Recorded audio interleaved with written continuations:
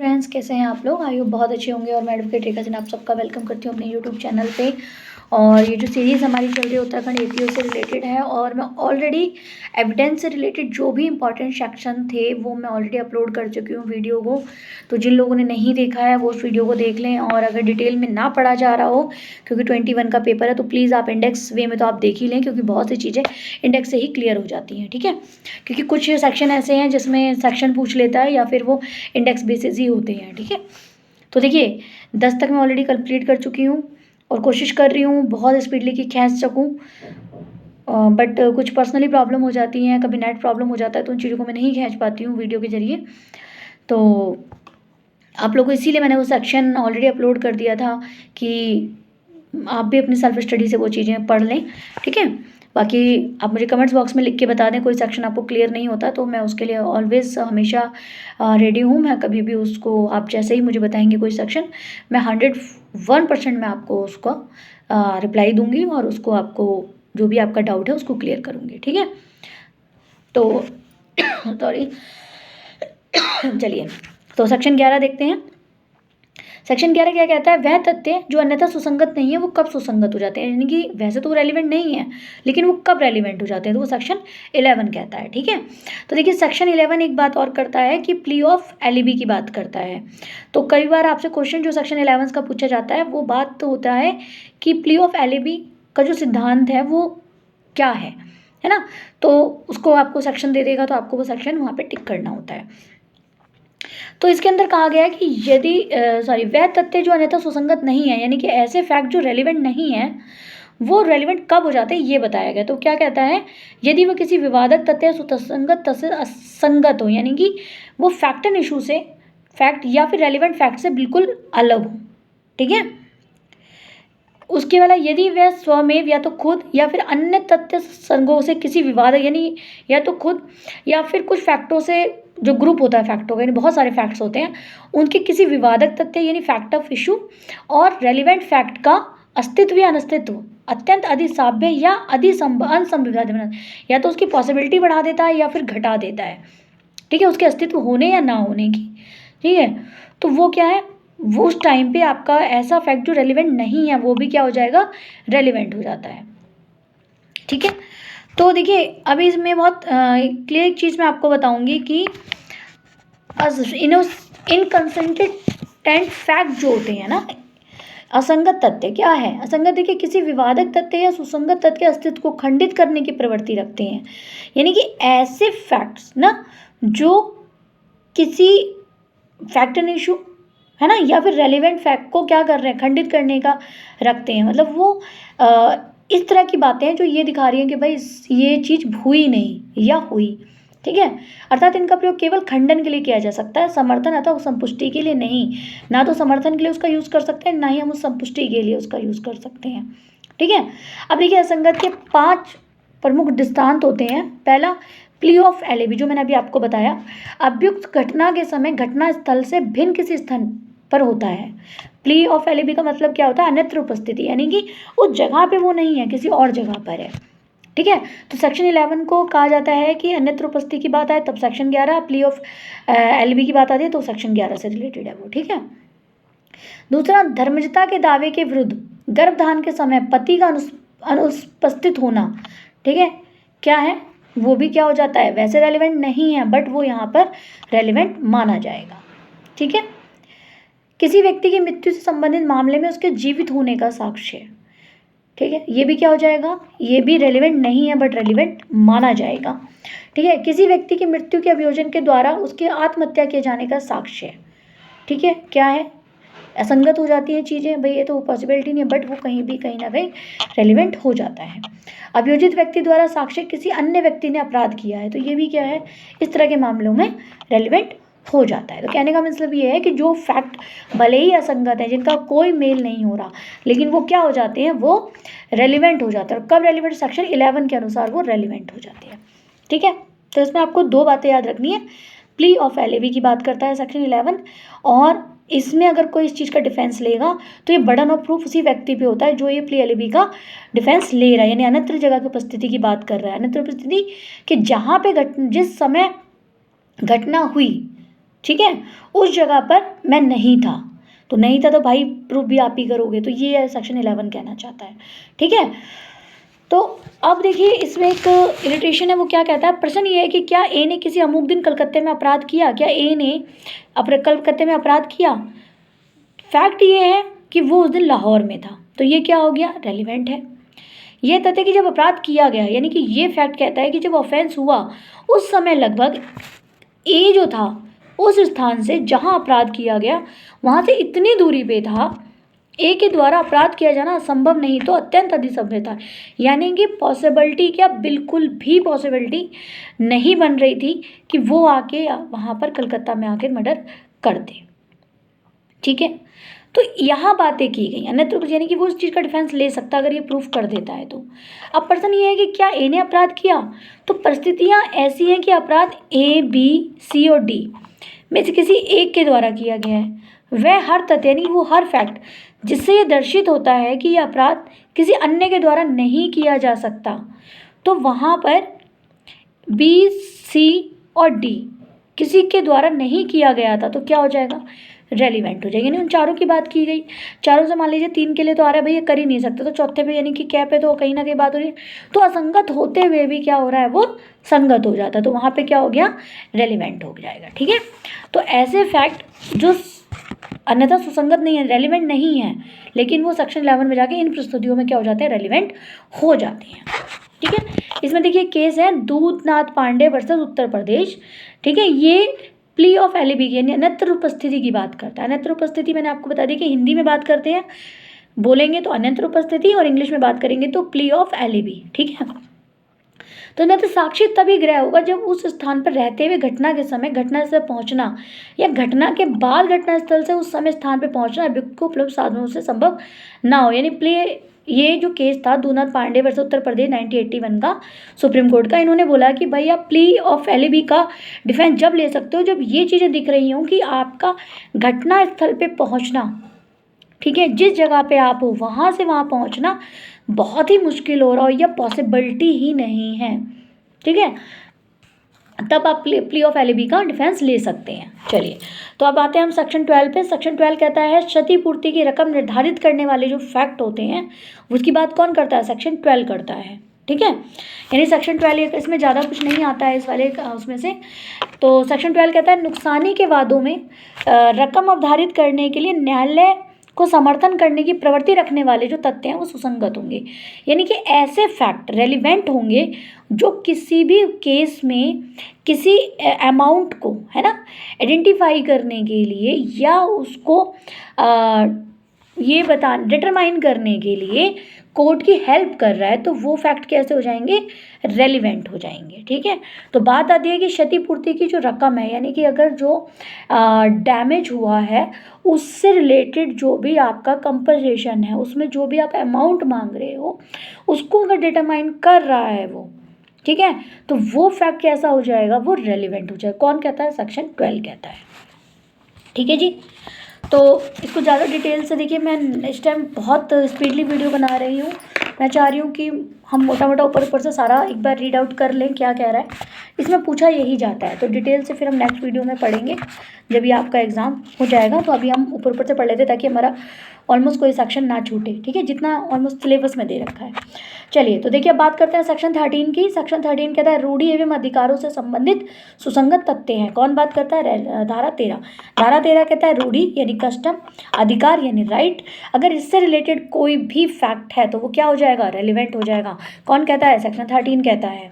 ठीक है जी, तो अब क्या कहता है, अच्छा धारा 13 जो है वो जॉन्स वर्सेस विलियम के केस पर आधारित है, ये ध्यान रखिएगा। धारा कहती है केवल तभी लागू होगी जब प्रश्न किसी क्वेश्चन, किसी रूढ़ि यानी किसी प्रथा या फिर अधिकार के अस्तित्व के बारे में हो। ठीक है, यानी कि अगर उसके अस्तित्व की बात हो रही है कि भाई ये चीज़ है कि नहीं है ना, तभी सेक्शन 13 की बातों को रेलिवेंट सेक्शन 13 लागू होगा। ठीक है, कब, जब रूढ़ि और अधिकारों की बात क्वेश्चन उठ रहा हो उस पर। केवल किसी अधिकार या रूढ़ि को दर्शाने वाले समव्यवहार, यानी कि जो ये दिखा रहा है कि भाई राइट है, ठीक है, या किसी प्रथा को दर्शाने वाला कोई भी ट्रांजैक्शन है, है ना, समव्यवहार या किसी विशेष उदाहरण का सुसंगत घोषित किया, या फिर कोई स्पेशल कोई ऐसा एग्जाम्पल है जो ये दिखा रहा है कि भाई ये तो रेलिवेंट है ना। तो किसी अपराध में अस्तित्व को दर्शाने वाले तथ्यों को नहीं, यानी कि अपराध के अंदर अगर कोई अस्तित्व को दर्शन वाले फैक्ट है उनकी बात नहीं कर रहा है, ये किसी ऐसे फैक्ट की बात कर रहा है जो किसी समव्यवहार को, यानी कि एक ट्रांजैक्शन को दर्शा रहा है ना, कि भाई ये चीज़ें इस बाप से दादा में, दादा से बाप में गई हैं, उस चीज़ को शो कर रहा है, तो वो सारे क्या हो जाएंगे, वो रेलिवेंट हो जाएंगे। तो देखिए इसमें केस है, एक लिख लीजिएगा, सूरजमणि वर्सेस दुर्गाचरण हंसदा, 2001 का केस है सुप्रीम कोर्ट का, ठीक है। अधिकार और रूढ़ियों के सबूत को सुविधाजनक बनाने के लिए धारा 13 दो तरह की बातों को वो रेलिवेंट मानती है, तथ्यों को सुसंगत मानती है। कैसी?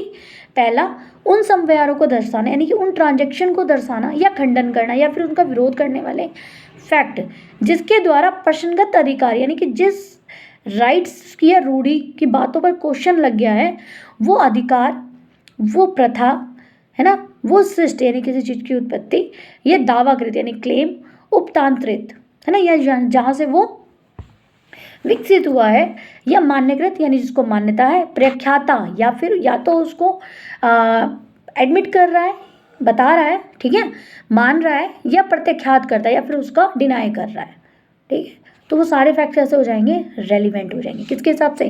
सेक्शन 30 के हिसाब से, जहाँ पे इन चीज़ों को क्वेश्चन मार्क उठाए, ठीक है।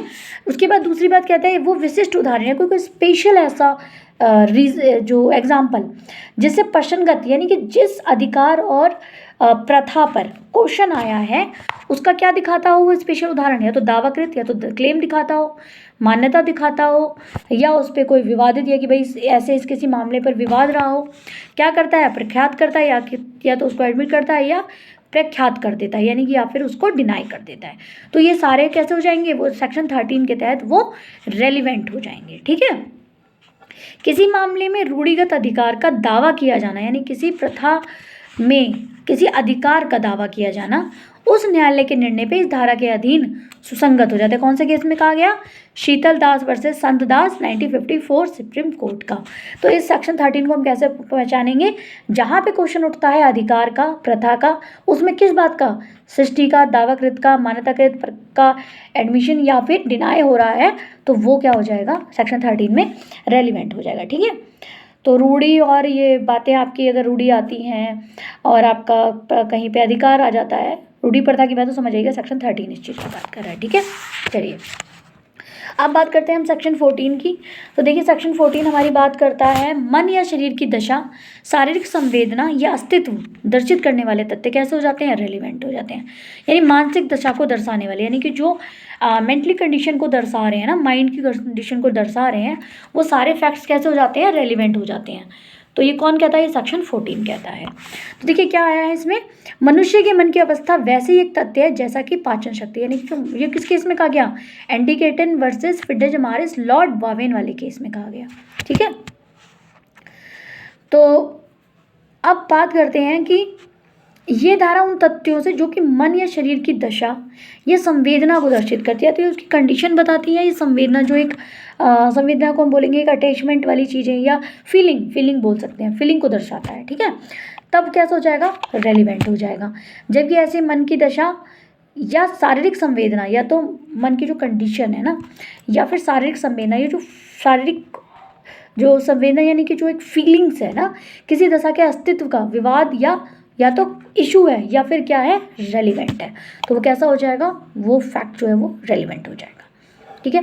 देखिए धारा 14 इस सिद्धांत पर आधारित है कि जब अभियुक्त का आशय विवादक है, यानी जो एक्यूज है उसकी जो इंटेंशन है वो कैसी है, फैक्ट है, मतलब फैक्ट इशू है, तो अभिकथित अपराध के पूर्व, यानी कि जो भी उसने अपराध किया है ना पहले, तब पश्चात समव्यवहार उस आशय के सबूत के रूप में ग्राह्य है। यानी कि जब उसने अपराध किया, अपराध के पहले और उसके बाद जो उसकी इंटेंशन थी, उसकी जो ट्रांजैक्शन जो किया उसने, जो कार्य किया, उसमें जो उसकी इंटेंशन थी वो कैसी हो जाएगी, उससे रिलेटेड जो भी है वो कहीं ना वो एडमिशनेबल हो जाएगा वो रूप। जैसे भाई उस टाइम वो बहुत दुखी था, या उसे बहुत गुस्सा आ रहा था, या वो बेइज्जती महसूस कर रहा था जिसकी वजह से उसे गुस्सा आया और उसने वो एक्ट कर दिया ना, तो वो सब कैसा हो जाएगा, एडमिशनेबल हो जाएगा। क्यों? क्योंकि सेक्शन 14 ये कह रहा है कि मानसिक दशा एडमिशनेबल है, ठीक है। इस धारा के अंतर्निहित सिद्धांत समानता सिविल और आपराधिक दोनों मामलों पे लागू होते हैं। यानी कि ये जो बात कर रहा है सिद्धांत की मानसिक दशा वाली, वो सिविल और क्रिमिनल दोनों मामलों पे लागू होते हैं। ठीक है। इंटेंशन और ज्ञान का प्रश्न आपराधिक मामलों में अधिकतर घटित होता है। यानी कि जब क्रिमिनल मैटर हम देखते हैं तो हम उसमें अक्सर देखते हैं, यही कहा जाता है। देखिए, आप सबको पता होगा कि क्राइम के लिए मेंस रिया और एक्टर्स रिया दोनों का होना बहुत ज़रूरी है। मन की दशा का होना भी ज़रूरी है। भाई मन में क्या चल रहा था उस बंदे के ना, और ज्ञान क्या उसको नॉलेज था जो वो काम कर रहा है। तो ये दोनों चीज़ें होना बहुत ज़रूरी है। तो क्या बोला गया कि आपराधिक मामलों में अधिकतर ये बात पूछी जाती है। तो कुछ सिविल मामलों में भी मन की दशा, कुछ सिविल मैटरों में भी ये बातें देखी जाती हैं। कपट है ना, या नेगलेंसी, ऐसे कई उदाहरण हैं जिसमें इन चीज़ों का महत्वपूर्ण होता है। भाई कपट करा तो आपके इंटेंशन ही तो देखते हो, उसकी इंटेंशन क्या है, मन की भाव दशा ही तो है। ठीक है। ये धारा कहती है कि जब मन की दशा साबित किया जाना हो तब प्रत्येक तथ्य सुसंगत होगा। यानी कि जब मन की आप कंडीशन को साबित करते हैं तो वो सभी फैक्ट जो इस चीज़ को दिखा रहे हैं वो कैसे हो जाएंगे, रेलिवेंट। जैसे मैंने बताया कि ए ने बी का मर्डर किया, तो बात चली भाई ए ने बी का मर्डर क्यों किया, तो पता चला जी ये तो बहुत दुखी था, बी ने उसको ऐसी ऐसी बातें बोली जिससे इसको क्रोध आया, ये दुखी हुआ, दुखी था, और फिर उसके बाद जब इन्होंने बोला तो ये क्रोध में आ उसने उसको मार दिया। तो क्रोध, ये सब क्या है ना, ये सब एक तरीके से मन की दशा है। तो ये जो होता है ये कैसा फैक्ट हो गया, ये रेलिवेंट फैक्ट हो गया। ठीक है। तो एक चीज़ और देखिए, मन की कोई दशा जैसे क्या क्या इसमें आ जाता है ये आप देख लीजिएगा, क्योंकि ये पूछा जाता है। जैसे कि आश्रय, इंटेंशन, ज्ञान यानी नॉलेज, सद्भाव यानी गुड फेथ, उपेक्षा यानी नेगलेंसी, उतावलापन। ठीक है। उतावलापन को और किसी विशिष्ट व्यक्ति के प्रति वैमनस्य से यानी या सदिच्छा दर्शित करने वाले। ठीक है। ये सब क्या है, ये सब दशाएं हैं, है ना, ये सब मन की दशाओं को दिखा रहा है। ठीक है। तो ये क्वेश्चन में इस तरीके से आ जाता है कि मन की दशा में क्या क्या आता है, तो उस तरह से एमसीक्यू बन जाता है। ठीक है। तो अब देखिए इसमें स्पष्टीकरण है, एक्सप्लेनेशन है, वो देख लेते हैं। जो तथ्य इस नाते सुसंगत, यानी कोई भी फैक्ट इस तरीके से रेलिवेंट है कि मन की दशा सुसंगत होने पर वह भी तथ्य सुसंगत हो जाएगा। विशिष्ट मामले उस व्यक्ति की मानसिक दशा के अस्तित्व को दर्शाते हैं। ठीक है। तो देखिए मैं इसको थोड़ा सा एक्सप्लेन कर देती हूँ। यह आवश्यक नहीं है कि बेईमानी या लापरवाह रहने वाला व्यक्ति किसी विशिष्ट मामले में बेईमान या लापरवाह ही रहेगा। यह आवश्यक नहीं, या फिर यह आवश्यक नहीं है कि बेईमान या लापरवाह रहने वाला व्यक्ति दावाकृत बेईमानी या लापरवाही का दोष किया होगा। ठीक है। मतलब कहने वाला ये है कि वो सभी फैक्ट, मन की दशा को जो भी फैक्ट दर्शा रहे हैं वो सब कैसे हो गए, वो रेलिवेंट हो गए। ठीक है। अब बात आती है किंतु जबकि किसी अपराध के अभियुक्त के व्यक्ति के विचारण कि इस धारा के अर्थ के अंतर्गत अभियुक्त द्वारा किसी अपराध को पहले भी किया जाना सुसंगत हो, तब ऐसे व्यक्ति की पूर्व दोषी सिद्धि का साक्ष्य सुसंगत हो जाता है। यानी कि अगर कोई व्यक्ति को ये किसी एक्यूज का ट्रायल चल रहा है और ये पता चलता है कि भाई इसने पहले भी इस तरह का कोई काम किया है, तो वो रेलिवेंट हो जाता है। ऐसे व्यक्ति की पूर्व दोष सिद्धि का साक्ष्य सुसंगत है। यानी कि जो पहले अगर इस पर कोई इसी तरीके का चार्ज और उस चीज़ की वो चार्ज लगा हुआ है और वो उस चीज़ की सज़ा काट रहा है, तो वो क्या हो जाएगा, वो रेलिवेंट हो जाएगा। ठीक है। इसमें केसेस है क्वीन इम्प्रेसेस वर्सेस केसी दास। ठीक है। ये बात पे आधारित है ये वाली चीज़। ठीक है। तो देखिए इसमें जो दृष्टांत है वो क्या क्या है, इसमें ये आप पढ़ लीजिएगा, फिर भी मैं आपको बता देती हूँ कि इसमें जैसे के है वो क्या कहता है कि ए चुराया हुआ माल जानते हुए वह चुराया है, प्राप्त करने का अभियुक्त है। ठीक है। ए ने क्या किया, माल चुराया और वो जानता था कि वो माल चुराया हुआ है और वो एक्यूज़ है। ये साबित कर दिया जाता है कि कब्जे में कोई विशिष्ट चुराई हुई चीज़ थी, और ये साबित भी हो जाता है कि इसके कब्जे में चुराई वो चीज़ थी। तो ये किस चीज़ की बात कर रहा है, ये नॉलेज की बात कर रहा है, ज्ञान की बात कर रहा है उसकी, है ना। तो ये तथ्य उस समय कब्जे में अन्य चुराई हुई चीज़ें दर्शित करने की प्रवृत्ति रखने वाला नाते सुसंगत। अब उसके पास और भी चीज़ें मिली तो वो सब क्या हो गई, वो रेलिवेंट हो गई, क्योंकि वो दिखा रहा है कि भाई इसको तो चोरी की आदत है, इसके पास बहुत सारी चीज़ें मिली हैं। ठीक है। तो वो सब जानता, तो किस चीज़ को दर्शा रहा है, नॉलेज को दर्शा रहा है, तो ये रेलिवेंट हो गया, मन की दशा हो गई ना। ये किसी अन्य व्यक्ति को कूटकृत सिक्का कपट पूर्वक प्रदान करने का अभियोग, यानी किसी को नकली सिक्का, फॉर्जरी कोई सिक्का बना के वो धोखेधड़ी से उसको उपयोग दे देता है और उसका चार्ज लगता है उसके इस पे ए पर, क्योंकि उसने काम किया है, जिससे वो प्रदान करते समय जानता था कि वो कूटकृत है, और वो जब वो उस व्यक्ति को दे रहा था जिस व्यक्ति के साथ वो कपट कर रहा था, फ्रॉड कर रहा था, उसको जब वो दे रहा था तो उसको मालूम था कि ये सिक्का जो है वो फॉर्जरी है, नकली है। ठीक है, यह तथ्य प्रदान के समय ए के कब्जे में वैसा ही एक दूसरा कुछ सिक्का था, वो रेलिवेंट हो जाएगा। यानी कि अब अगर जब वो सिक्के को दे रहा था और उसके कब्जे में ए के पास ऐसा एक दूसरा सिक्का भी था तो ये रेलिवेंट हो जाएगा, यानी कि इसका काम ही यही है। ठीक है, तो ये क्या हो गया, ये भी आपके ज्ञान से रिलेटेड हो गया, नॉलेज की बात कर रहा है।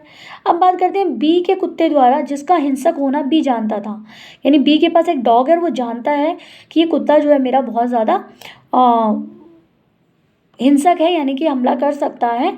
ठीक है, तो वो क्या करता है, वो और किए गए नुकसान के लिए ख पर ए वाद लाता है। क्या करता है, ख के ऊपर यानी बी के ऊपर ए केस लाता है। यह तथ्य कि कुत्ते ने पहले भी भय मैं ये यानी कि बी सी डी को काटा था और ये उन्होंने बी की शिकायतें भी की थी, रेलिवेंट है। यानी कि जब ए ने वाद लाया तो ए ने कहा जी ये कुत्ता इसका बहुत हिंसक है, उसको ये बात मालूम है कि इसका कुत्ता कटकनाया काट लेता है, और देखिए इसने पहले भी इतने लोगों को काट रखा है। तो ये सब क्या हो जाएंगे, वो फैक्ट एक दूसरे से मिलते जुलते हो जाएंगे और ये सब कैसे हो जाएंगे, रेलिवेंट हो जाएंगे, और ये माना जाएगा कि भाई नॉलेज में था। ठीक है, नॉलेज की बात चल रही है। अब बात करते हैं पर्सन डी की, सॉरी लिटिगेशन डी की। प्रश्न ये है कि क्या विनिमय पत्र का प्रतिगृहित ए जानता था। यानी कि जो विनय पत्र है, जो बिल ऑफ एक्सचेंज है, उसकी प्रतिक्रियता ए जानता था। यानी कि ए को ये नॉलेज में था कि पाने वाले का नाम काल्पनिक है, यानी कि जिसका नाम वो लिख रहा है वो क्या है, वो जिसको वो दे रहा है, पाने वाला जो है वो काल्पनिक हवा में है, उसका कोई अस्तित्व नहीं है। यह तथ्य कि इन्हें उसी प्रकार से लिखित अन्य विनय पत्रों को पहले भी पाने वाले द्वारा, यदि पाने वाला वास्तविक व्यक्ति होता तो परिशोषित किया जाता या प्रतिकृत किया जाता। यानी कि एक ही जानकारी में था कि जो ये बिल एक्सचेंज कर रहा है, बिल एक्सचेंज वाला लिख रहा है, उस पर जो भी नाम आ रहा है वो काल्पनिक है, और अगर काल्पनिक नहीं होता, वास्तविक वो आदमी होता, तो वो या तो दिया जाता या किसी के द्वारा रिसीव किया जाता।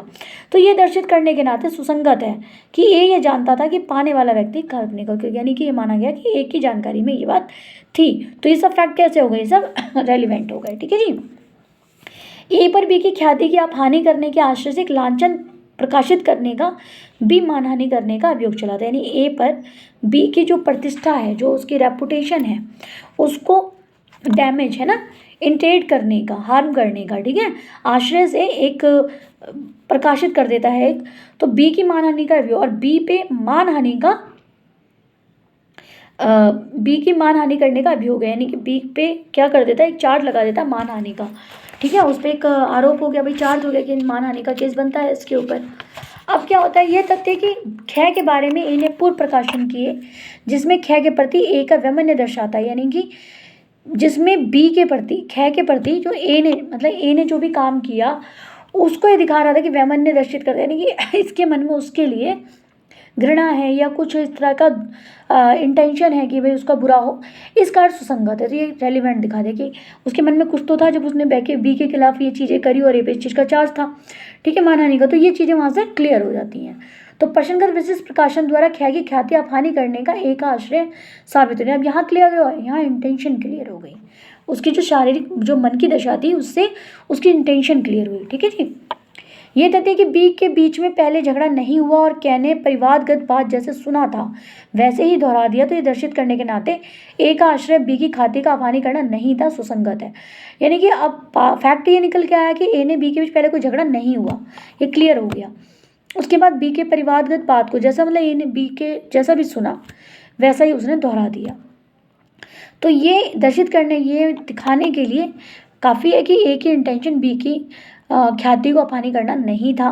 तो ये कैसा हो जाएगा, रेलिवेंट। जैसे आप देखते हैं कि कहीं से कोई बात निकलती है और न्यूज़ वाले उस बात को दिखा देते हैं, तो उन्होंने उन न्यूज़ वाले में मानहानि का केस नहीं चलता, क्यों, क्योंकि उनकी इंटेंशन ऐसी नहीं है, उन्होंने जैसा सुना वैसा उसको दिखा दिया, है ना। उनका मानना है कि हमने तो लोगों के आगे चीज़ों को दिखाया, हमने तो सच दिखाया। तो वही बात ये कहना चाह रहे कि रेलिवेंट हो जाती हैं वो चीज़ें फिर। ठीक है, अब बात करते हैं ये आपका एफ है। देखिए बहुत सारी लिटरेशन है, कोशिश करिएगा इसको पढ़ लें आप, ठीक है, नहीं तो बहुत लंबा ये इसी पे चीज़ें हो जाएंगी। ठीक है, और अगर बाई चांस कोई लिटरेशन आपको समझ में ना आए तो आप मुझे कमेंट बॉक्स में लिख दीजिएगा। ठीक है, तो चलिए अब हम देखिए, समय ना होने की वजह से मैं लिटरेशन ज़्यादा नहीं करा रही हूँ, अगर नेक्स्ट वीडियो जब हम इस पर बनाएंगे फुल एक्सप्लेन करेंगे तो ये सारे रिलेशन मैं आपको बता दूंगी, ठीक है। अब बात करते हैं सेक्शन 15 की। तो देखिए सेक्शन 15 कहता है कार्य की आकस्मिकता या आश्रितीय, यानी एक्सीडेंटल जो मैटर होते हैं ना उसकी बात कर रहा है ये, ठीक है। जो वेदर द एक्सीडेंटल और इंटेंशनल, ठीक है, यानी या तो कोई इंटेंशनली किया जाता है या फिर वो अचानक हो जाते हैं, ठीक है। तो धारा 15 के दिन जो घटना है वो होती है कि जब प्रश्न ये हो तो कि कार्य आकस्मिक था या सहायता यदि या एक्सीडेंटल था या फिर वो इंटेंशनल था, तो वो किस में रेलिवेंट हो जाएंगे, सेक्शन 15 में रेलिवेंट हो जाएंगे, ठीक है। और प्रश्न ये भी हो कि कार्य किसी विशेष इंटेंशन या ज्ञान के किया गया और ये दर्शाने के लिए चीज़ें अगर सामने लाई जाती है तो वो सब क्या होगा, या कोई एक्ट लाया जाता है तो ये हो जाता है कि वो भी रेलिवेंट हो जाएगा, ठीक है।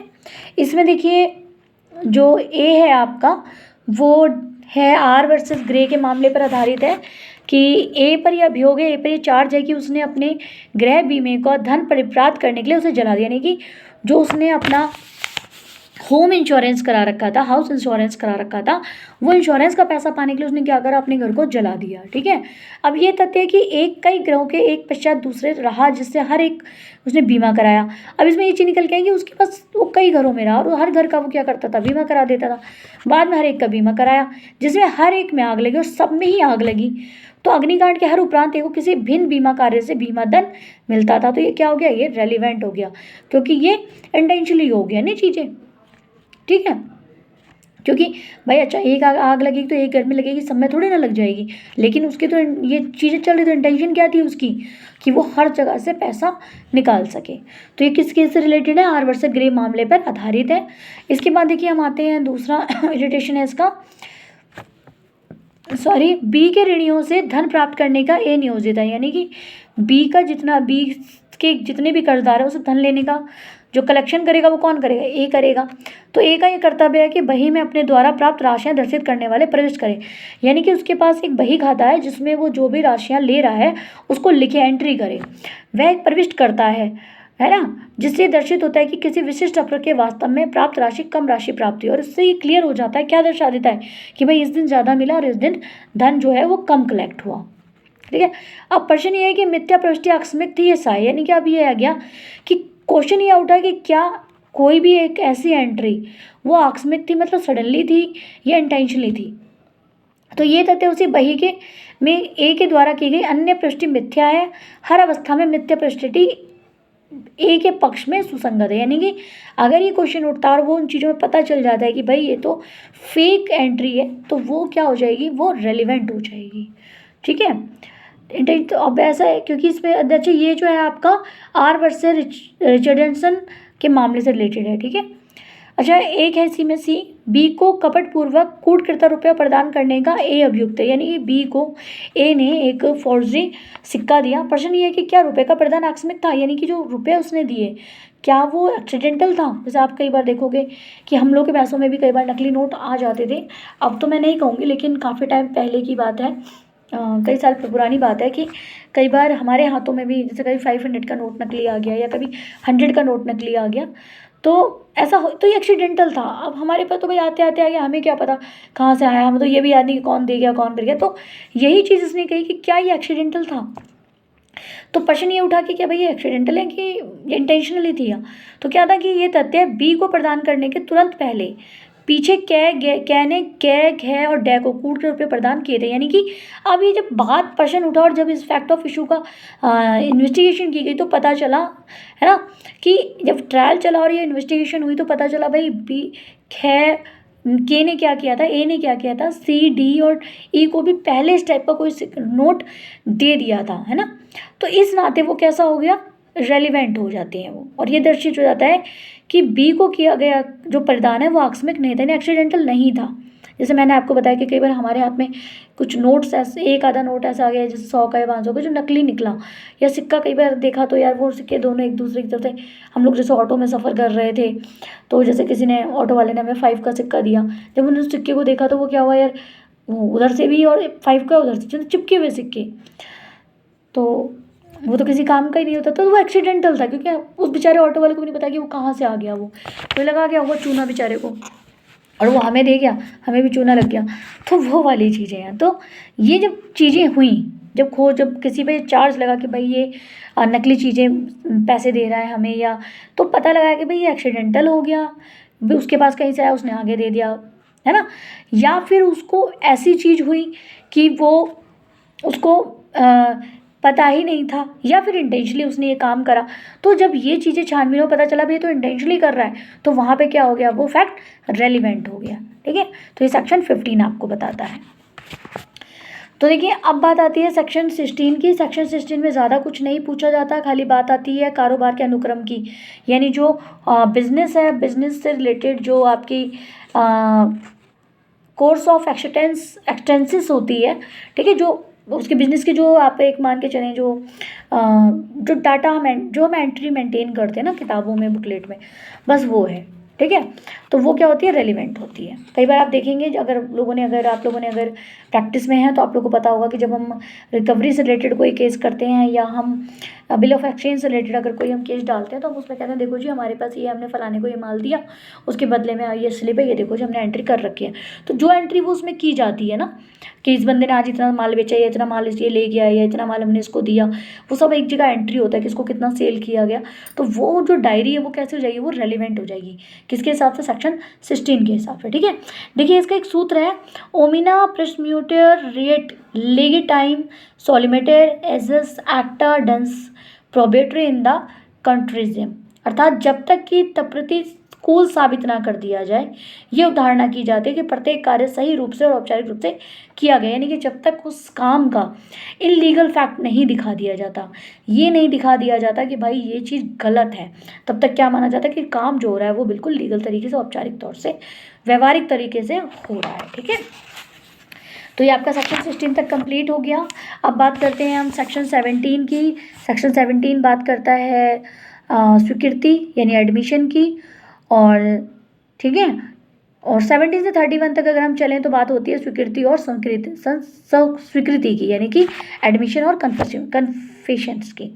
तो देखिए स्वीकृति को परिभाषित करा, स्वीकृति को बताया गया सेक्शन 17 में, लेकिन कन्फेशन संस्वीकृति को कहीं भी परिभाषित नहीं किया गया है। तो कई बार एमसीक्यू आ जाता है कि संस्वीकृति की कोई परिभाषा दी गई है एक्ट में, तो आप लिखिएगा नहीं दी गई है। ठीक है, तो देखिए स्वीकृति एक कथन है, यानी कि एडमिशन क्या होता है कि स्टेटमेंट होती है। ठीक है, तो सेक्शन 17 किसकी बात करता है, स्वीकृति, एडमिशन की बात करता है। और स्वीकृति का एक प्रकार है, और जो कन्फेशन है वो क्या है, वो एक प्रकार होता है। ठीक है, और प्रत्येक स्वीकृति यानी कोई भी कन्फेशन जो होता है वो एडमिशन होता है, लेकिन प्रत्येक स्वीकृति यानी हर एडमिशन कन्फेशन हो ये ज़रूरी नहीं है। ठीक है, तो 3 बातें हो गई, कथन यानी आपकी स्टेटमेंट, स्वीकृति एडमिशन, और संस्वीकृति यानी कि कन्फेशन। ठीक है, तो देखिए 17 बात करता है आपकी स्वीकृति एडमिशन की। ठीक है, तो हम बात करते हैं कि भाई कन्फेशन जो है वो क्या होता है। तो कन्फेशन की कहीं परिभाषा नहीं है, तो हम बात आते हैं एडमिशन पे।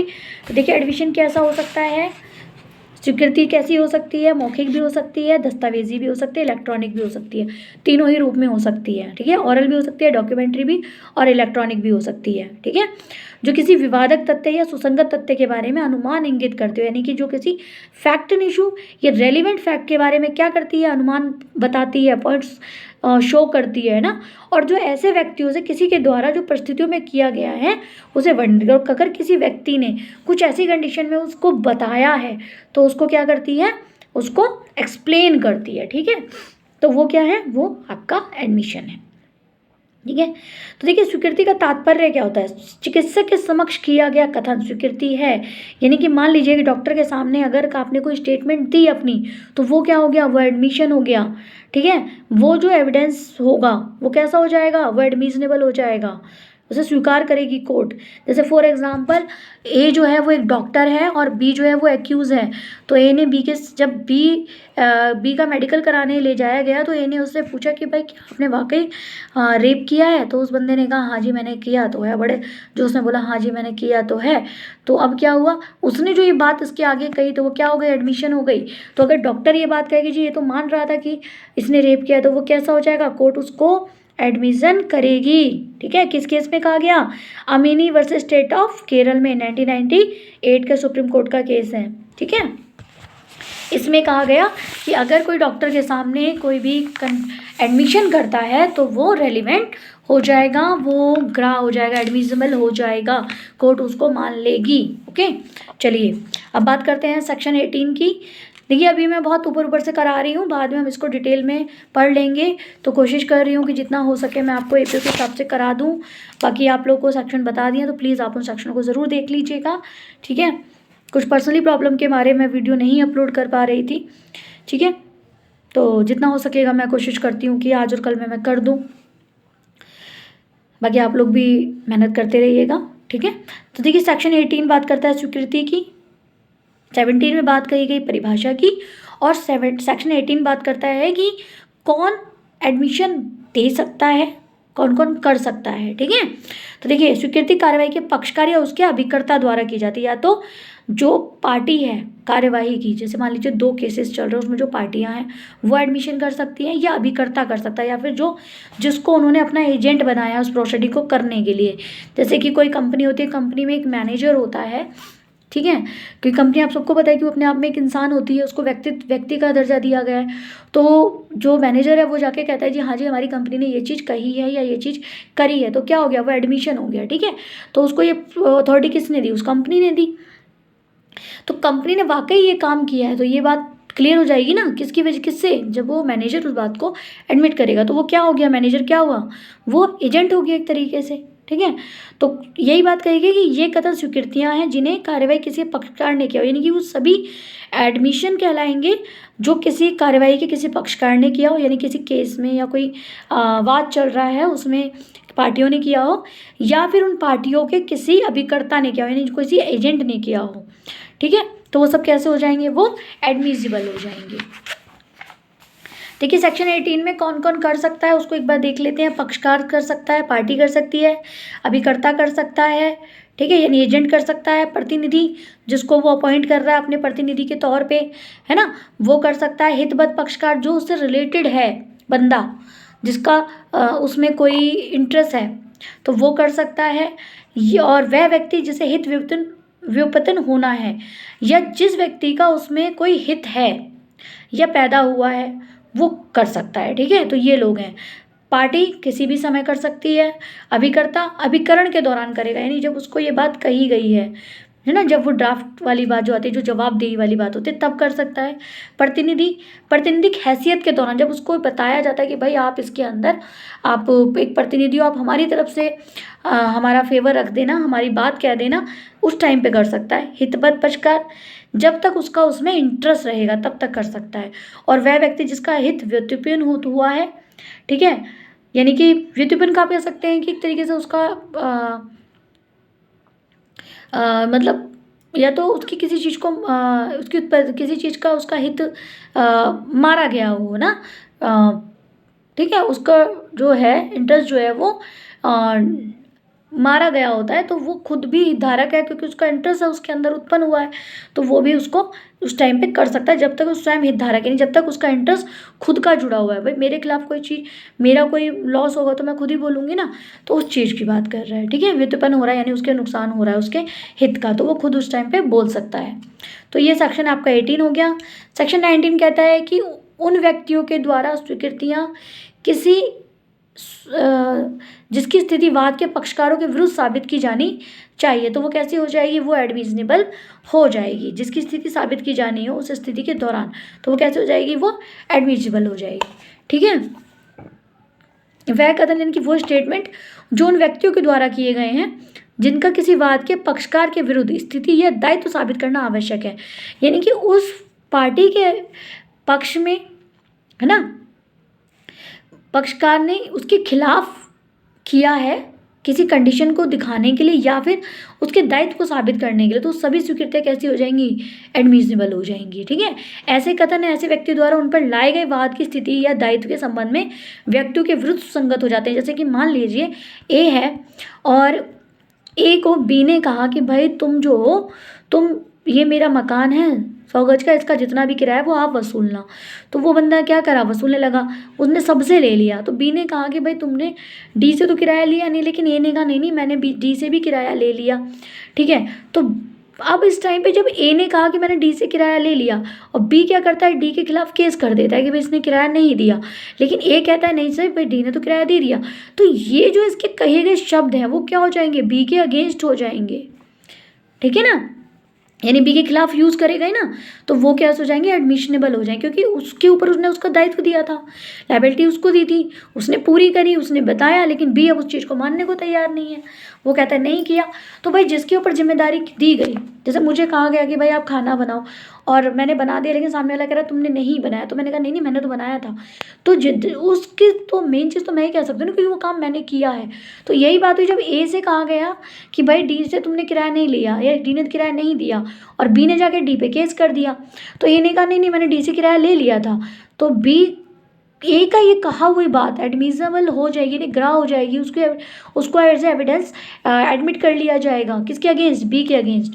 ठीक है, यहाँ मान जाएगा बी झूठ बोल रहा है। तो देखिए इलिट्रेशन भी इसी से भी आप है कि बी के लिए फाटक संग्रह का दायित्व ए लेता है। वही बात आ गई कि बी को किराया कलेक्ट करने के लिए ए लेता है, ठीक है, दायित्व लेता है कि ठीक है रिस्पॉन्सिबिलिटी मेरी है, मैं ले लूँगा। सी के द्वारा बी का शोध्य फाटक संग्रह करने के लिए ए पर बी वाद लाता है, यानी वही बात आ गई कि भाई आपने क्या किया, उस पर केस कर दी कि भाई तुमने इन लोगों से तो किराया लिया ही नहीं। तो ए इस बात का प्रत्याख्यान करता है, यानी कि ए जो है वो इस चीज़ का विरोध करता है, और वो ये कहता है कि भाई बी और सी ने तो मुझे सी ने तो किराया दे दिया था।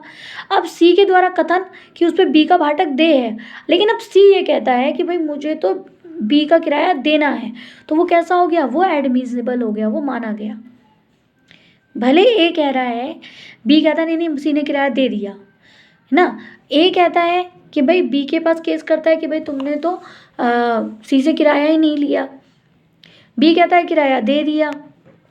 ठीक है, बी ए कहता है किराया दे दिया, तो जो बी पे ये केस आता है कि भाई, तो तब सी बोलता है कि वो बी के देने के लिए लायबल था उस किराए को, है ना, तो उसने ये बात कैसी हो गई, उसका एडमिसिबल हो गया।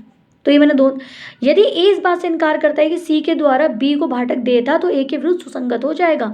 यानी कि अगर ए कहता है कि भाई सी ने तो किराया दिया ही नहीं, है ना, इनकार कर देता है, और बी और सी कह रहा है कि मैं बी को देने के लिए लायबल हूँ, और ठीक है, और मैं दे चुका हूँ, तो वो फिर वो रेलिवेंट हो जाएगा, और किसके अगेंस्ट चला जाएगा, ए के अगेंस्ट चला जाएगा, क्योंकि सी कह रहा है मुझे देना है, और बी कह रहा है कि नहीं आपको नहीं देना है ना।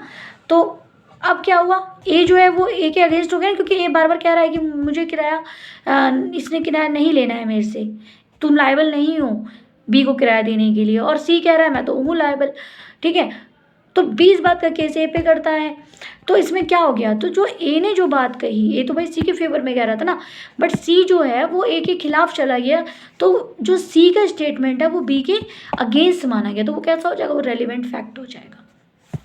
ठीक है, क्लियर कि जब कोई व्यक्ति किसी बात को कहता है किसी पक्षकार के, और तो दूसरा जब उसके अगेंस्ट आता है, तो जब वो बात साबित की जाती है तो उस बंदे के खिलाफ भी साबित की जानी चाहिए, ये वाली बात आ जाती है। ठीक है, देखिए सेक्शन 19 थोड़ा सा होच पोच है, लेकिन जब आप इस रिलेटेशन पढ़ोगे तो आपको ये क्लियर हो जाएगा। ठीक है, उसके बाद आता है सेक्शन 20।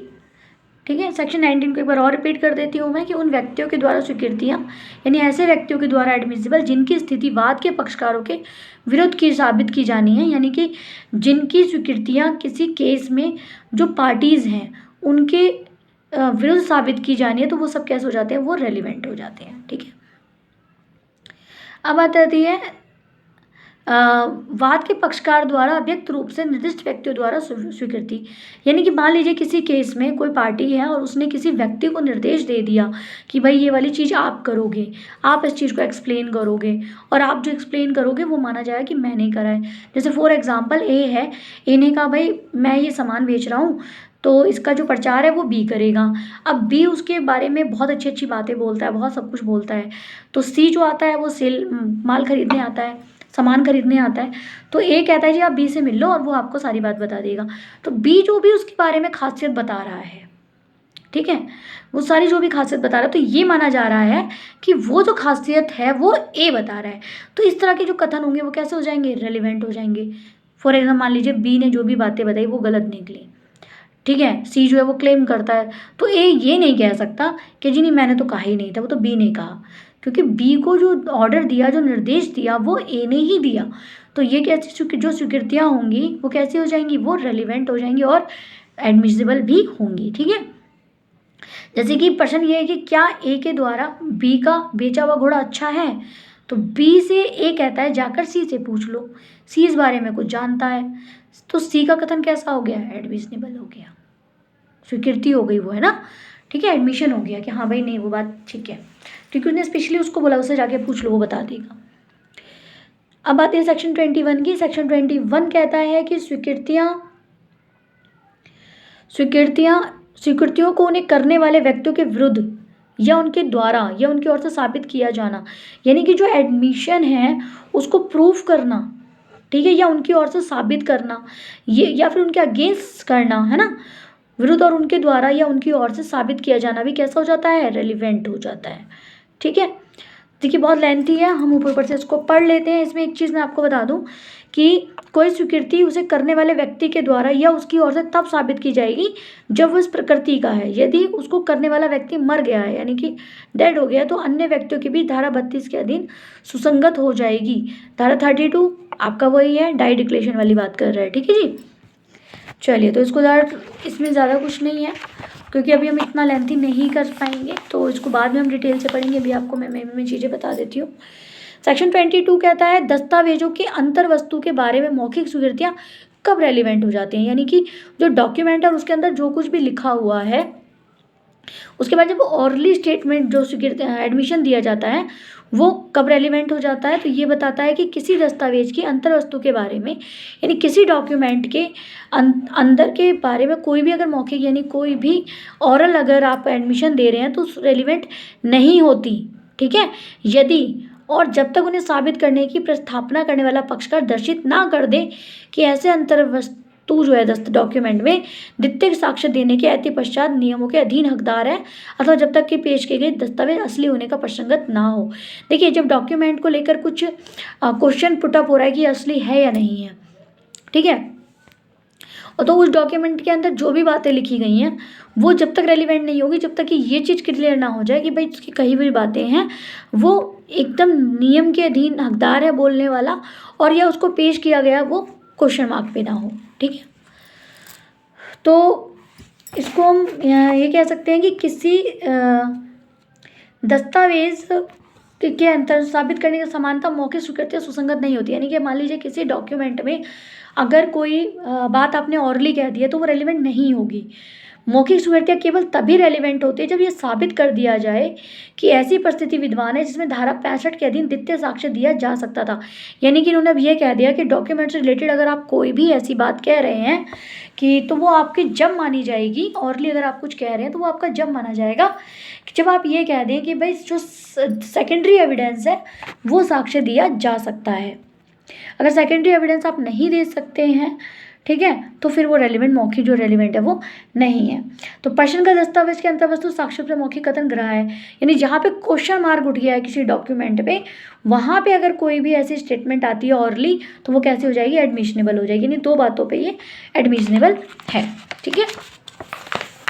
अब बात करते हैं सेक्शन 22A की, जो बात करता है इलेक्ट्रॉनिक अभिलेख के अंतर वस्तु के बारे में मौखिक स्वीकृतियाँ कब रेलिवेंट हो जाती हैं, यानी कि जो इलेक्ट्रॉनिक रिकॉर्ड है उसके अंदर अगर कोई बात है तो उसको जब आप ऑरली कहते हैं तो वो एडमिशनेबल कब रेलिवेंट हो जाता है। तो इन्होंने बोला कि जब इलेक्ट्रॉनिक अभिलेखों के अंतर वस्तु के बारे में मौखिक स्वीकृतियाँ तब सुसंगत नहीं होती यदि पेश की गई इलेक्ट्रॉनिक अभिलेख असलियत प्रसंगत नहीं है, यानी कि अगर उसे जब पेश वो रेलिवेंट कब नहीं होंगी, जब नहीं होती, वैसे तो रेलिवेंट नहीं होगी। जो इलेक्ट्रॉनिक रिकॉर्ड है वो मुंह से कहने पे उसके अंदर की बातें अगर आप मुंह से कहोगे तो वो रिकॉर्ड नहीं होगी, लेकिन वो रिकॉर्ड कब मानी जाएंगी, जब उनके ओरिजिनल होने पर चिन्ह लगा हुआ है तब वो रेलिवेंट हो जाती है। ठीक है।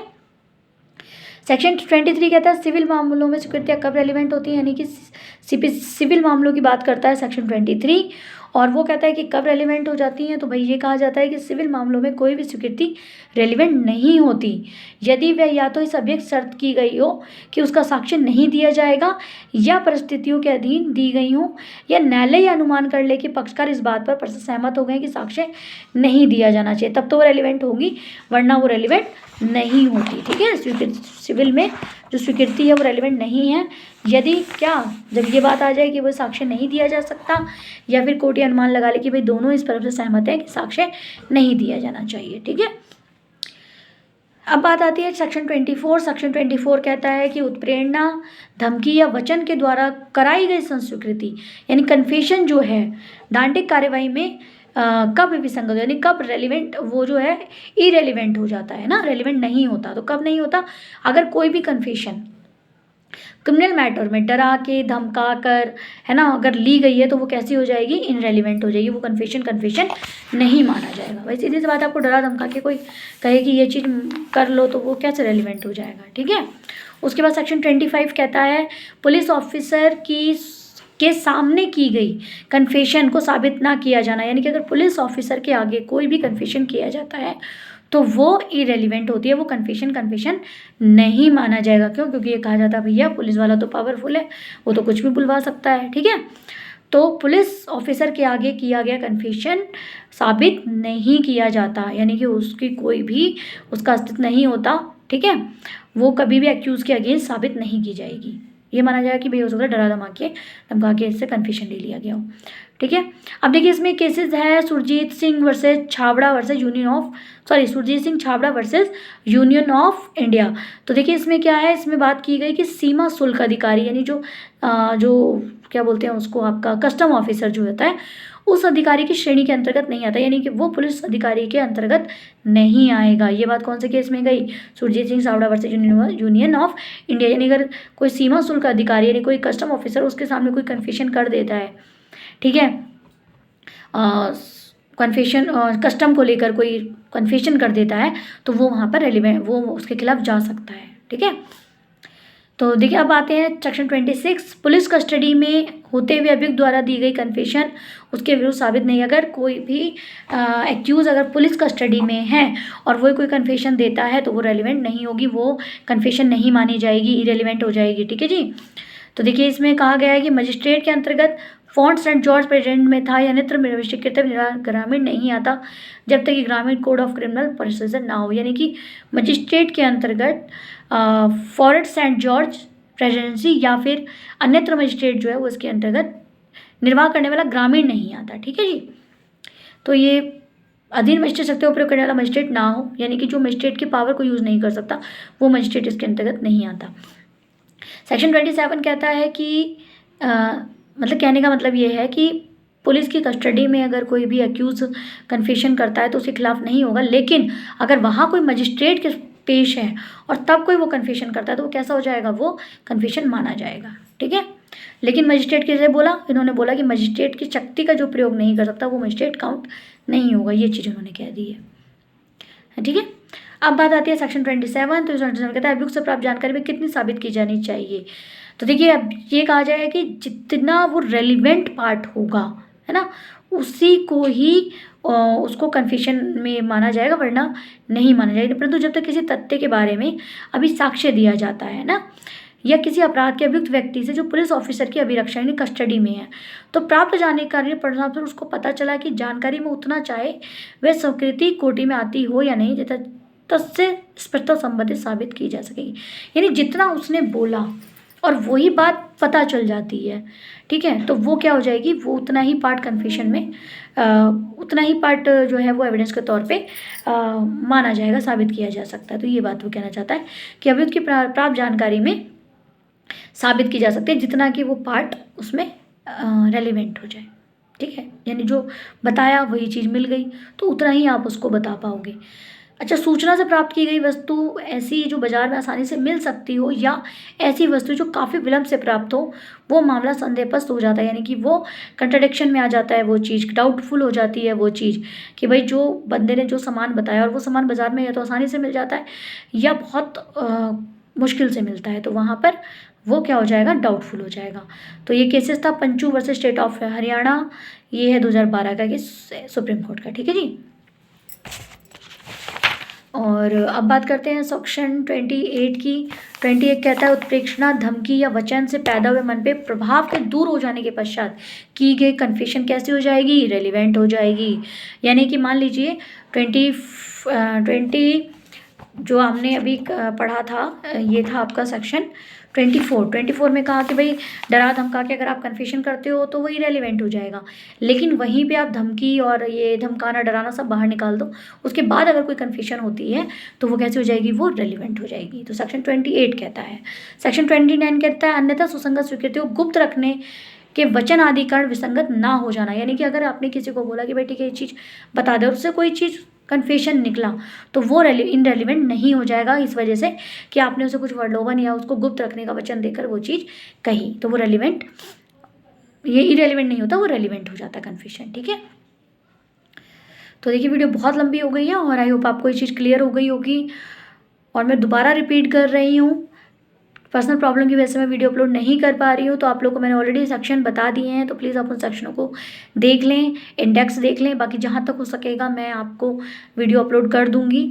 ठीक है। और इनको फिर हम आगे एपीओ के एग्ज़ाम के बाद बहुत डिटेल में पढ़ेंगे, बहुत अच्छे से पढ़ेंगे, ताकि आपको बार बार बैरक खोलने की ज़रूरत ही ना पड़े। तो ठीक है, मिलते हैं नेक्स्ट वीडियो में। तो थैंक यू, गुड बाय। और अगर आपको मेरा चैनल अच्छा लगता है और वीडियो का में कंसेप्ट क्लियर होता है तो प्लीज़ चैनल को लाइक और सब्सक्राइब करें। तो थैंक यू, गुड बाय।